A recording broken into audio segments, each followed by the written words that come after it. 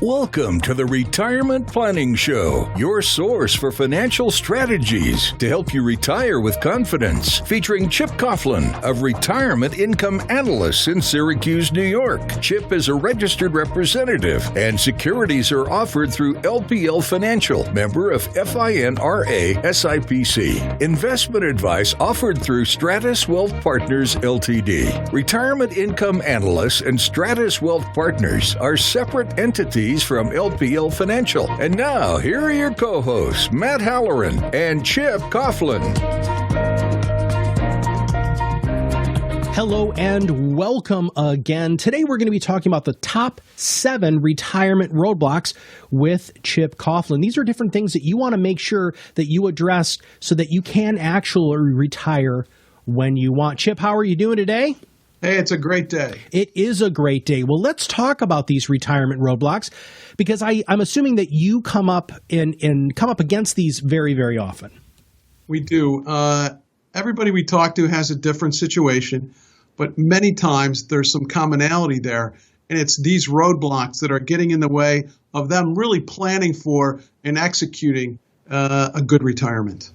So are these in order as a priority, or is this just a generalized list? What do we have here? Well, we just put these together kind of as a generalized list. Okay. I think some are more important than others, but it's a pretty good list. And we'll go through this because we ask people the question, will they ease into retirement with plenty of resources, or will they be punching a clock well after they expected to be out of the workforce? And depending how they plan really determines the outcome to that answer. Well, and planning is number one. And you and I have talked about this on podcasts previously. Planning is a big issue here. So let's talk about that one. Well, as the old saying goes, if you don't know where you're going, how will you know when you get there? And that's so true for retirement. So we want our clients to take a few minutes and think about their retirement goals and whether they're really on track to achieve them. And, it's like blindly contributing to a 401k is not enough. You really have to use a retirement calculator and really figure out where you're going. And we tell our clients the planning is the key. Mm-hmm. And it's not a fun game, I'll tell you, because it's a lot more fun to plan a vacation because of the emotional attachment, the excitement, and so on, than it is to plan your retirement. But I got to think you're going to be retired a lot longer than you're going to be on vacation. So a little bit of planning goes a long way. And the time to start is now.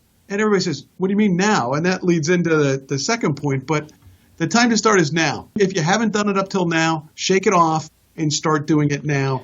Some planning is better than no planning as you get closer to retirement. But I'm speaking today to those people out there that, number one, could be very young. And I tell them, begin with the end in mind. Get ready for retirement. Start while you're young. A little bit of money over a long period of time can give you an explosion of value. But if you start late, just get started. You got to have something. Well, and that's number 2, right? But before we get to number 2, which is starting too late, the first one here, you actually have calculators on your website, correct, that the general public can use? We do. Okay. If people go to our website, www.retirewithria.com, go into the calculators. They're very easy to use. You can run projections. You can run scenarios. You can check your Social Security. There's a lot of different things you can do to help you plan for that retirement and start putting the pieces together. And it is a projection, okay, because you can use different interest rate assumptions and see how it looks. But if you use a reasonable assumption and you're saving a reasonable amount of money in your 401ks and 403bs and IRAs, it will be meaningful. And it's something you got to check in every once in a while. Because let's take it down to the really base level. Everybody needs a budget. You got to live on a budget. And part of the budget is what you're saving towards retirement. It's putting money away for the future so that you can live on, because people may live in retirement almost as long as they worked. Right. With advances in medicine, and we'll talk about that as well. Well, let's talk about savings. So you have talked about this again. These are all things that you have distilled now into a list that we've talked about in other podcasts. There's some interesting statistics on if you save earlier rather than later. So let's dive into that.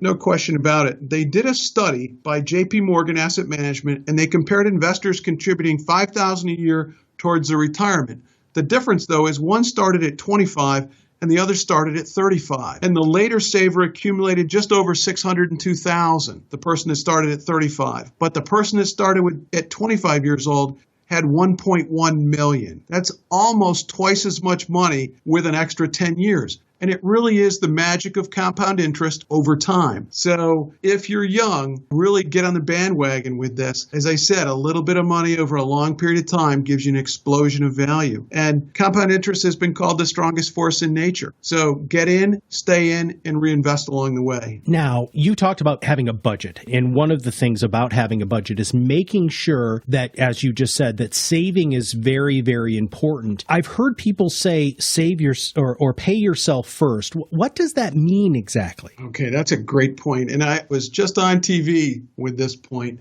Pay yourself first.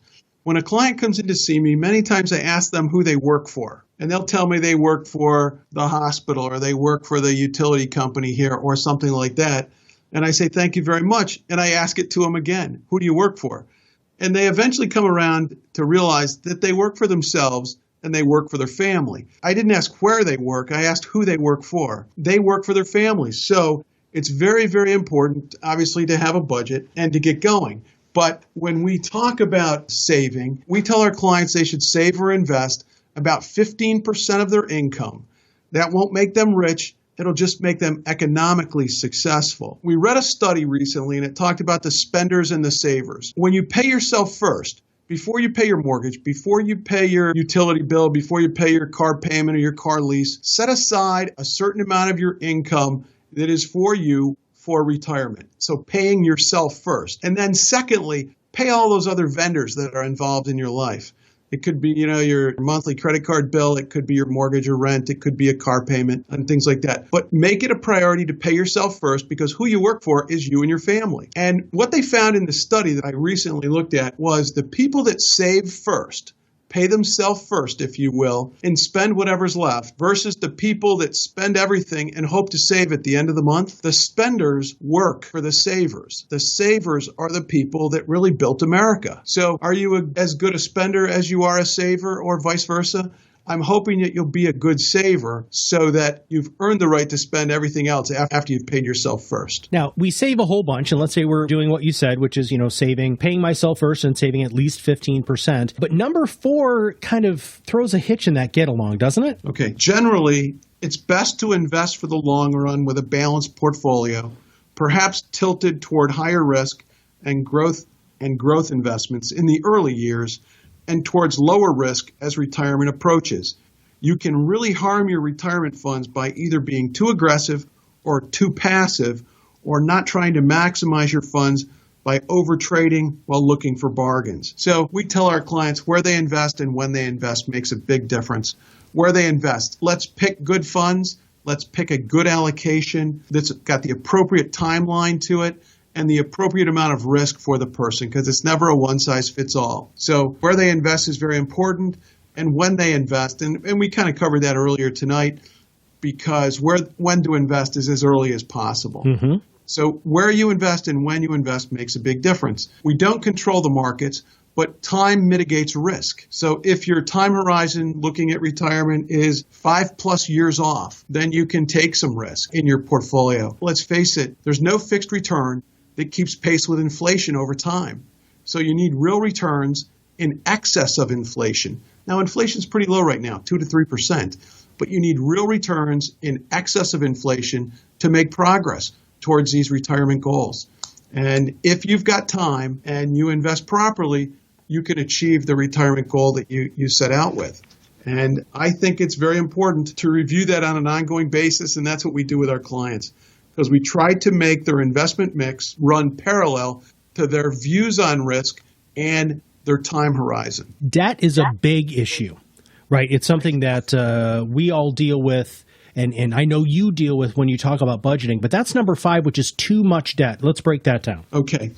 An increase in cash and assets doesn't help if it corresponds to an increase in debt. America's collective debt has toppled right now over $12 trillion, and it's triggered in part by greater mortgage debt as a function of the housing boom. But you have to resist the urge to take on larger debt loads just because you now have a salary to afford that. So we tell everybody in very simple terms, We need to have your lifestyle line well below your income line. Okay, I'll say that again. Lifestyle line, that's the cost that you live with. It's the cost of goods and services that allow you to live like you live. That line, or on a graph, has to be under their income line. We see so many people today where both lines are on top of each other. So whatever they make is going out the door to pay for expenses. The difference between those two lines is the ability for you to save or invest for the future. So too much debt can be very detrimental because you're paying interest, and you're paying interest to someone else. And we had a client come in, and she had credit card debt that was kind of astounding. And we broke it down. She had some 0% credit card debt, but she also had some 9%, some 12%, and some 14.5% credit card debts. And I said, wouldn't you and I like to own the bank that's billing you 14.5%? Her eyes lit up. She was excited. And I said, well, someone owns that bank and you're paying it to them. So we had to create a plan to reduce her debts as fast as possible. Because when you retire, you want to walk off into the sunset with as little debt as possible, preferably no debt, so that your monthly income, any part of that monthly income, is not going towards servicing that debt. You want to be debt-free. And I tell everybody, being debt-free is being bulletproof, because you're not paying interest to anyone. Mm-hmm. Okay, you're collecting interest, you're not paying it. And there's a big difference there. Absolutely. So let's say I've been a diligent saver. I paid myself first and I've taken down my debt. One of the concerns that I know a lot of people have getting into retirement has to do with their health, which is number 6. Exactly. Health problems are a double-edged sword when it comes to retirement planning. Life expectancies today are growing. People that are in their 80s can hope to live till their 90s, and so on and so forth. Good eating, good sleeping habits, good exercise habits, they go a long way toward keeping you out of your doctor's office, and out of the hospital. So preventive care is very, very important. We always say it's better to prepare than to repair. And so we want people to be as healthy as they possibly can. But there's a lot of variables when it comes to your health. And I've read extensively on that because I want to be as healthy as I can be, because I've got 4 kids, the youngest being 16 years old. So I want to be around for a while so I can impart on my young son correct values. So it's very important for me to stay healthy. So eating right, exercising, and things like that. But if you get thrown a curveball, we tell our clients they got to have good health insurance as they get into retirement. We want them to look at long-term care insurance and see if that is a viable option for them, where we can transfer the risk of the cost of long-term assisted care to an insurance company for a premium. And based on their assets, it may be a small cost based on their overall assets. If we could use 2% of their assets to pay for long-term care and protect all of their assets, that's a good trade-off. But again, it's having a good budget, having good health care, having good health habits.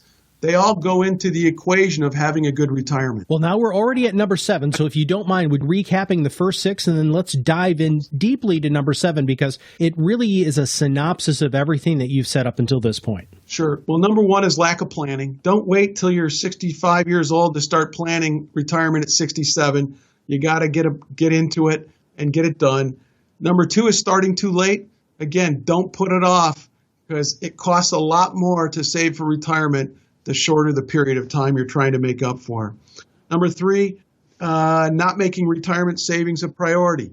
I know, and everybody has unlimited needs and wants, but we ask our clients, and I ask this of my children as well, is it a need or is it a want? I'd want a new boat, but I don't need a new boat, is the analogy that I use many times.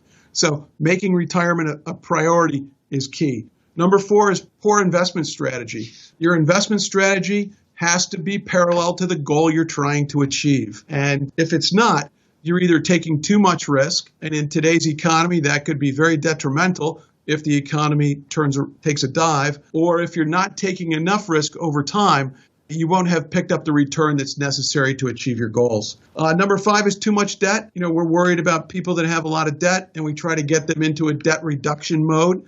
I will tell you psychologically, when we put a debt reduction plan in front of a client and they start doing it and they start believing it, it's almost like an avalanche. It becomes part of their being. And every month they're saying, hey, I can economize here. I can save over here. I don't need the new car. I'm going to keep the old car. I'm going to put that increase that I would have paid towards the debt. And they really get supercharged to pay that debt off. And it's great to see it. It's just great to see. Number 6 is poor health. Poor health can be a curveball. So plan accordingly. You can't live crazy and not exercise and expect to breeze through a long and beautiful retirement. You can't do that. So number 7 is expectation versus budgets. Do you want to buy a second home in a resort area? Do you want to retire to Paris? Do you want to travel the world crossing things off your bucket list? If so, you need to estimate the cost realistically and compare them to your savings plan. It's great to have all these dreams, but we have to make them fit within the budget. Don't forget to take into account inflation, because over time your purchasing power will be eroded by inflation. And I teach a retirement class, and we spend a good amount of the class looking at the inflation factors, how it affects goods and services that you will need to live on in retirement.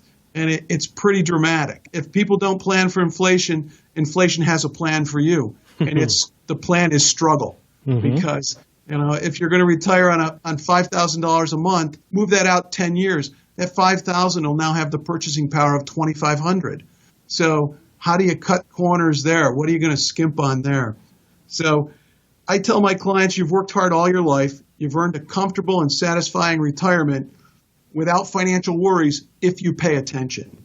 And we try to get the clients to avoid the roadblocks so that they can have a smooth ride into the retirement sector. And I'll tell you, when they come into the office and they say, can I retire? And I run a proposal and I said, it looks like you can. How do you feel?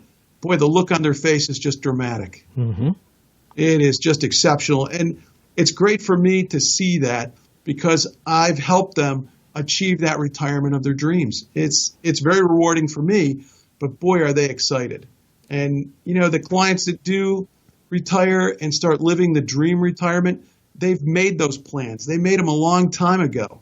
And they have a list, and they have a reason to get up in the morning and get out of bed, and they have things to do, and a circle of friends, a social circle, if you will. They have a lot going on, and it's a meaningful retirement, and that's what everybody wants to have. So if you can avoid the roadblocks, that'll get you there. That's fantastic, Chip. And with that was 7 top retirement roadblocks and making sure that you don't let these issues keep you from getting the retirement you want with Chip Coughlin. Chip, thanks for your time today. Very good, Matt. Securities offered through LPL Financial, member FINRA SIPC. Investment advice offered through Stratos Wealth Partners, a registered investment advisor. Stratos Wealth Partners and Retirement Income Analysts LLC are separate entities from LPL Financial. Content in this material is for general information only and not intended to provide specific advice or recommendations for any individual. All performance referenced is historical and is no guarantee of future results. All indices are unmanaged and may not be invested into directly.